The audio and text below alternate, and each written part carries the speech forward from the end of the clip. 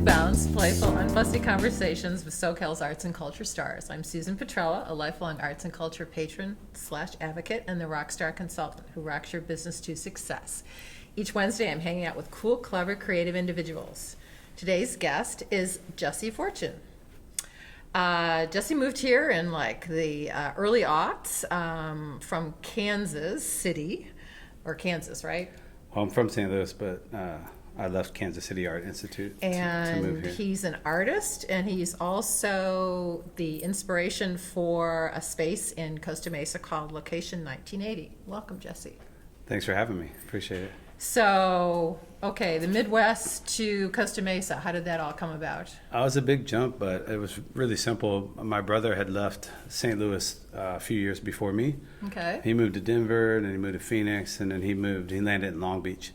And I was in my last few years of my arts degree in Kansas City Art Institute, and he had already told me, he's like, as soon as you graduate, you got a spot on the couch. So, but so I basically, like, I guess from my junior year to the time I graduated, I knew exactly where I was going, and I bought a one-way plane ticket the day I graduated, and it's probably one of the best decisions I've ever made. So is art always part of your life? And is your older brother an artist also? He is not. He's one of my best collectors, though. Okay. And he also collects for free, which is odd. But I have to remind him of that from time to time.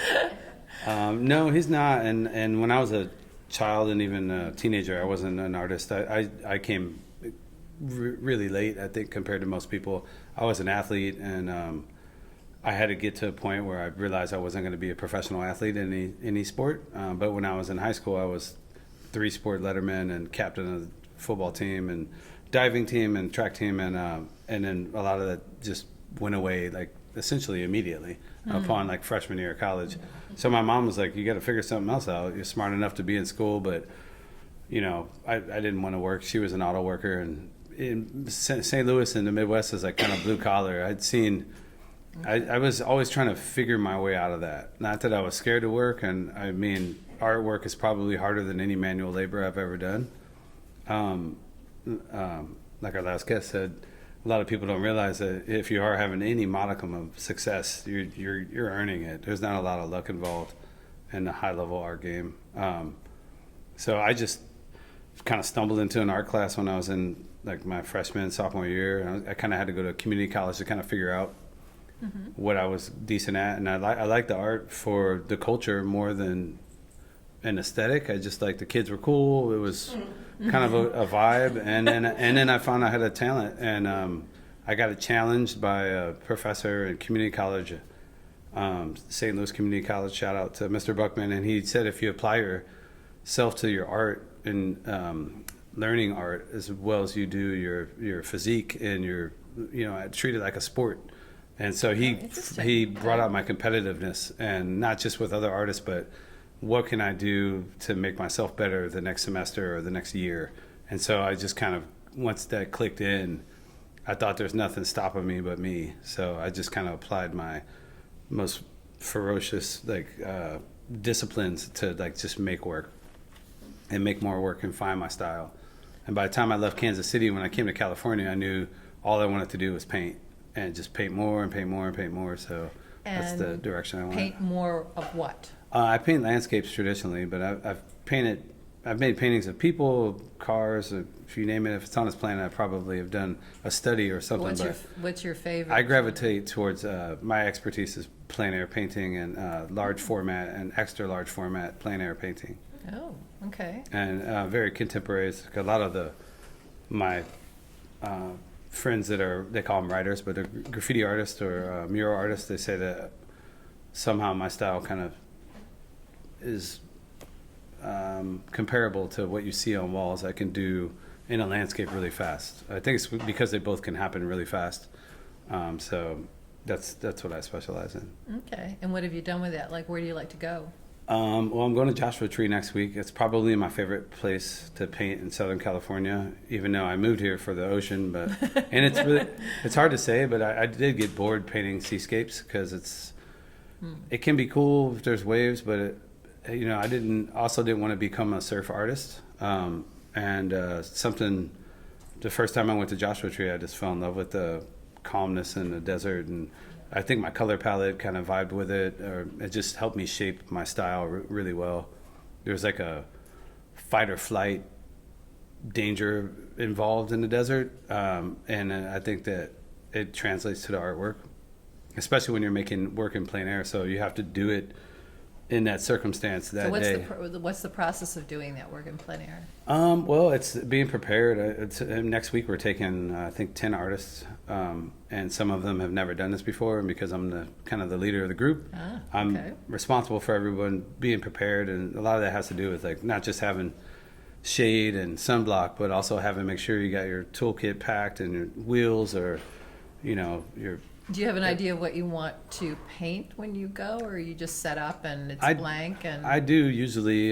We have a couple different areas because I've been several times, and like I said, it's one of my favorite places. So we start at Hidden Valley, and then we'll go to Live Oak, and there's a couple different everywhere on the map out there. I mean, and we found too, a lot of the best places are when you just pull off the road and find a little nook. Last year we actually took something that we wanted to do for years. We do a lot of life drawing at Location 1980, and my friend Jim Trollinger, he wanted to bring a model into the landscape and merge our two kind of formats. And so we did that, and we were like, well, how do we do it? Because you can't just have a nude model right in the middle of the park, but we pulled it off. And we made a book, and it was quite nice. It was unique. It was novel. I've made well over 1,000 paintings in plein air, and I had never done that yet. So it brought out a whole new level of inspiration, and I think we just barely scratched the surface on that. So I look forward to doing it again. But plein air, you don't make a sketch ahead of time. It's really just of the moment, right? Some artists do. Some artists would, a lot of watercolorists will, do a detailed drawing and then make their painting, or a little bit of both. But I'm a bit of a bull in the china shop. I mean. If you see me paint, it's like akin to watching a one-man band play all these musicians. Like I'm kind of a whirling dervish, but that's what it takes, especially if you're making something fairly large. You only have so much time, and I want the inspiration to be right then, not 2 days later when I get back to the studio. What is it about being large? Why did you go large? I just kind of kept feeling like I couldn't be contained in these little boxes, and even too much energy, right? Yeah, and mostly too when I see the landscape, I like abstract thoughts, and I have a psychedelic influence. So like I don't see a 16 by 20 when I look out at all of Joshua Tree. So even when I paint it fairly small, it was usually panoramics or some non-usual format, circles, diamonds, but a lot of times very long, thin paintings, because that's how I see the horizon. But it just kept kind of growing and growing, and then I'm decent at logistics, and building things, so I just kept finding a way, like what could be the max that I could do. And I've done several. I've done one in Laguna at Heisler Park that I did in one day, and it was 4 foot by 7 foot. And I did one similar size in Joshua Tree, and same thing, in a matter of like 6 hours. So you have this studio space that has these huge paintings in it. Yeah. Well, honestly, or your brother's got them all in his collection. Honestly, the largest plein air stuff I made sold almost immediately. Okay. Because it's a different category. It looks just different because you normally don't see that. Okay. Yeah. So. And what about, how did Location 1980 come about? In 1980, is that like the address? It is the address. Okay, I was going to say 1980. It came about, I was living in a warehouse. I broke from tradition. I used to live on a peninsula, and I had an apartment, and I had an alternative life, or I guess a parallel career as a personal trainer. And actually, Jeannie's the last guest. What is it? Your backstage. The annex. Yeah. I used to be a personal trainer in the same building that is now her side gallery. And that was XX years ago. You were referring to the close-knit group of art world, and stuff like that happens all too often. So Okay. I was at a show there, and I looked up. I said, "This is actually where I used to train." But it's pretty funny. But to answer your question about finding 1980, I was in a situation like I was between apartments, and I didn't want to just do like be a roommate and so I lived in my truck one summer, even while I was training, and I actually had a blast. It was very liberating. And then I started looking for more alternative lifestyle, like being in warehouses like they would do in LA or San Francisco or New York. I had met friends that have, been in abandoned buildings and stuff like that. And it's kind of weird to aspire to something like that. But I felt like a lot of times the real artists, like you got to go through that, or it frees you up because you're not constrained by painting in your garage or normalcy. And I was funding myself, so I didn't really have anything. And I was living in one warehouse, and then I got invited to a show in 1980. The gallery there used to be called the World Gallery, and they did a small exhibition, and it was antiques. And I don't necessarily know if I wasn't jaw dropped at the whole situation, other than it was very unique and really cool and different from Corona Del Mar, or it wasn't. More edgy? Yeah, it really was. And so I was drawn to that. And then they had a small space there, so I kind of didn't live there, but I had a studio there. And then they kind of left, and me and my soon-to-be business partner, we just it kind of sat in our lap. And the landlord was like, hey, if you want to rent this space, you got to rent kind of like, it was almost a whole building, but there used to be like a welder there and a upholsterer, and it was all these car guys. And as we kind of rehab the building physically, our landlord was like really impressed, and so he was just like gave us more and more, and now we manage the entire building. And so now it went from just me being there making art to now there's 17 art studio spaces, a classroom, and a would be a gallery space. It's kind of not the traditional gallery, but more artist owned, studio artist gallery. So who's there with you? Do you look for, what do you look for? Well, we've had, since we switched that format, we've had well over 100 artists come and go, and I've been really proud of our international. We've had German artists, Australian artists, New Zealand. So coming kind of like for a residency, or African, just taking a studio for a while? Yeah, almost. I wish I could call it that. It was a version of that, for sure. Okay. And so we've kept our network. Artists would come for a year or 6 months, and then they'd go on and either move back home or move somewhere else. And then new artists would come. And, a lot of it was like trying to make sure can you pay the rent? It's a big building. We're managing like 7,000 square feet. And but what I found is now it's been 17 years since I started, and we kind of slowly, the culture kind of got refined, and even right now they're painting the building, and a lot of you guys drive by today, you're going to be shocked because we lost our venom and green, and it's much more contemporary. We have curb appeal. Please not beige. No, we have curb appeal now, I think, but we're not done yet. But it's pretty What's sharp. curb appeal? It's a lot cleaner, a lot neater, and I don't know. I kind of like a lot more inviting. Yeah. Green was. Yeah. Now that you've aged, green was a little too radical. I guess so. There's always time for change in our world, and I've never been one to be boxed in. So if nothing else, I'm pretty nimble in both my style and then as a leader of the community and the culture at 1980. I don't like getting in. The last thing you want to do is get in a rut, because it can kill your business. You lose the vibe, you lose your audience, you lose your steez, and you get bored, and that's the shuffling deck chairs on the Titanic. So what's the vibe now? It's pretty. You can come see for yourself. It's better than ever. I mean, it actually is growing. The guy that bought the building next door in 1984 let us. He rehabbed it, and he was like, "Hey, look at this big, beautiful space." And he's like, "Do you guys want to do art here?" And I'm like, "Sure." So we put a show. It's called Fractured and Form. It's hanging now, and several of you in the audience have been there. And it was really serendipitous. He was just like, use this space. And so I'd like to think that he was so impressed with what we did at our building that he was like, do it over here too. So it was like physically outgrew the property, and not just digitally and social media, but like we demanded more space, and he kind of welcomed us right next door. So you're also curating? Reluctantly, I think. I've been a gallerist by proxy, but I've often wanted to get further away from that, and I've actually coached several people into that position, because it's not. I didn't go to school for it. I really want to just kind of be a slave to my aesthetic and kind of make my life's best work versus ushering these other artists around. And I'm good at it enough, but it's not what I want to do. So. Okay. So but there's space for others if any other gallerists want to come. Like, we have the talent, that's for sure. And I think if nothing else, I have a landing spot. People come. We're starting to get more artists that are more about the work and less about.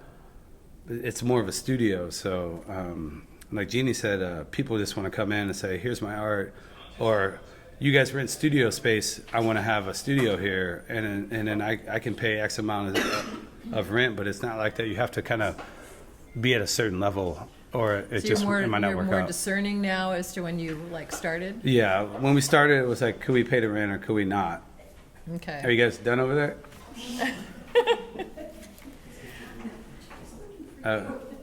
Okay. So. But so now we are, when people come, Okay. I look for a much higher level artists. You're also offering classes and such, right? We do. We have a flyer here we have a dynamic figure drawing workshop that's coming up. Most of the things we have are uninstructed workshops. Well, the most consistent thing we've done for 17 years is the Wednesday night figure drawing. That's uninstructed, but now we've attracted instructors, and we do several instructed workshops throughout the summer. So. Is there like an also open studios type of event then? We do. or- I think we start it might be April or May, but we'll do like the third Friday every month. So April, May, June, July, August, and September. And that'll be, the artist could be there working. You can come in, you can meet the artist, you could see the space, you could inquire about a space. There's always someone leaving eventually. I've also found that now that we've kind of refined our spaces, artists stay longer. So Okay. it used to be like there was a lot of turnover, but as we kind of upgraded the spaces, the lighting, the facilities, everything, the art making space, the artists that come are more serious and their tenure is a lot longer now. Do they interact with one another? Because it was really about creating community. So. Yeah, we really do. We do movie nights. We have a drive-in movie night coming up, drive-in theater. We do meet and greets with the artists, So are it's- you coordinating all of that? I do, but a lot of times it's a whirling dervish. So like I've tried to systemize the culture to the point where it's not depending on me being there. So the coolness can happen with or without me. Okay. So yeah, so it's actually working. So You've initiated the cool, and somebody else can kind of keep. yeah, the cool we have going. interchangeable vibes. Okay. Yeah. I like the word vibes. Okay. So you're going out to Joshua Tree. What comes next after Joshua Tree and that work? Well, I think I'm going to paint local. One of the things I want to do that I haven't done yet is an artist residency in a offshore, outside the United States. I think that's the next step in my plein air career because I need to go to. I've been to several countries painting, but it's been on my dime, and I haven't been there long enough to really get down.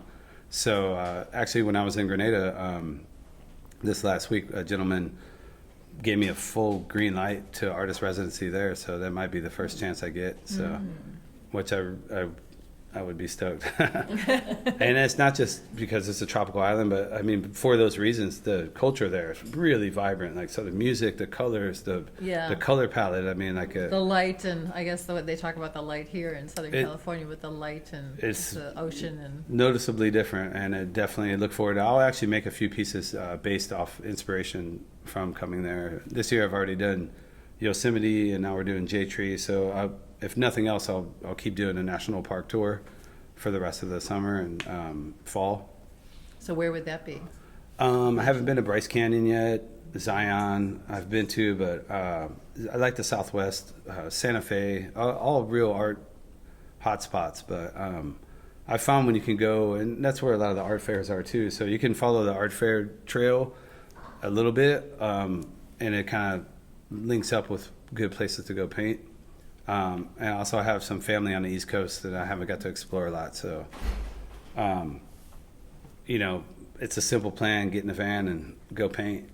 And is there a particular color palette, or all depends on where you are? It depends on the local environment. Like I'm wearing this pink right now just Yeah. because I was so taken aback by how bright everything was down there. Like the contrast there, everything's like high contrast, like really bright, and that fits my vibe. So when I start painting a blank canvas, I start on a black canvas.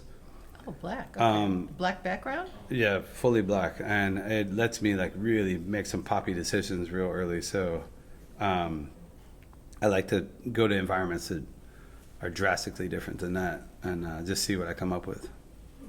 I don't know, Bryce Canyon versus what would it be on the East Coast? I'd love to explore the whole East Coast, but I'd love to go to like Vermont or Maine in the fall and see the changing of the leaves. I think I could do some damage there. Yeah, it really is. So very different, lovely. Well, we do have, sweet gums here that kind of change a little bit. But Well, right now the wildflowers are popping, so I'll be in Canyon Park, and I'll be in Back Bay and Fairview. So I'll do little things to warm me up, and then I'll do something big. Okay. Yeah. And one thing that's off the wall that you would love to do? Well, the art residency is right at the top of that list. Okay. But I don't know. Are you still at personal training? I am, but I've refined my my method now. I only train artists.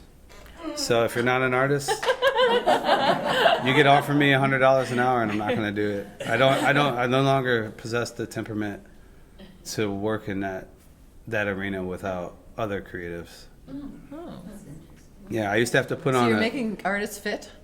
Yes, I think that gets overlooked. It's actually really important. A lot of artists are, with rock stars, you're everybody dies early and you're on heroin and you're strung out. And like the more sad the story is, the more vaulted you are. And I go the other way. I think artists could be drinking though. I think artists need to be. I think to make your best art, you really do need to be fit. Like you see it when you see sculptors. Like sculptors don't mess around because they got to move the rock. They got to shape heavy objects, and like you can't half step that. But I think that applies to all walks of life. As a trainer that used to train everyone, but now training artists, it's easy to point out how that aspect can escape you, from nutrition to taking care of your body. If you're really in love with your aesthetic and you want to make art well into your 80s or 90s, you can take steps now to get you there to where you'll be giving yourself the best chance to do that. So you've worked with some individuals that they've really made a change then? Oh, absolutely. Yeah. That's Okay. part of our current culture in 1980. I built a gym during COVID, and because you couldn't go to the gym. And so Right. now some of the artists, they see the, kind of the shape I'm in, and I said, well, step up, and they were kind of taken aback. I'm like, I have, 13 years of personal training, and I'm not just making it up. I know what I'm doing. And so the artists really gravitated towards it. Okay. So, yeah. So you were able to, it's kind of interesting when you had to kind of choose way back when and not go forward with what you were doing with your body, but now you've been able to come Yeah, I've been able full to circle really and implement, and bring that back into your I really your have. life. It was a full circle. When I was training full time in Colonel Del Mar, I found that the people who could afford personal trainers could also afford high-end artwork. So that's the way I merged that scene. And I've got a painting as you're doing your tricep or your push-ups. Shout out to Jurovich, because he was kind enough to, I was like, in between the mirrors, a nice piece of art would work here, and they let me put work up, and I sold work, and it really opened my eyes to like just the crossing cultures there. And now, as opposed to the people who can afford trainers and afford the art, I was looking at training the people who make the art. And so that to me is more ground level, it's like Fit body, fit mind, fit work, right? That's right. Yeah, then you don't get that, if you want to paint for 12 hours in the sun, you better be ready to go. So. I know it comes to mind with like Karen and her sculptures or whatever, Karen Thayer, whose artwork is showcased there. It's very physical, yeah. Absolutely. Ceramics and stuff. Yeah, and plein areas too. I mean, Yeah. I don't Actually, have a stool like when I paint in plein air. I'm usually like in an action pose, and yeah. and It's because it's happening fast, but that's, it's like doing 1,000 squats, essentially. Yeah. You see a Jesse Fortune action figure. Well, with a paintbrush. I did a self-portrait, Fortune in the garden, and it has that stance, and it's easily the most funny piece of art I've ever made. A collector of mine, he insisted, he bought it. He's like, I must have this. My friends in art and my contemporaries that I paint with, I do a form of like abstract expressionism, impressionism. So they took my name and combined it. So my style is called Fortunism. And so Okay. that's what it is. It's very distinct. Like Jeannie said, it's spottable. You know when you see it, and it's just getting started, I think. Okay, sounds wonderful. Well, thank you, Jesse, for sharing your story with us. You've made bounce. You're very welcome. A special thank you to our generous sponsor, Coastline College, its Fine Arts Department Art Gallery, David Michael Lee, Director, Curator, and Professor. David's also Bounce's wonderful, wonderful producer. Thank you, David. Until next time.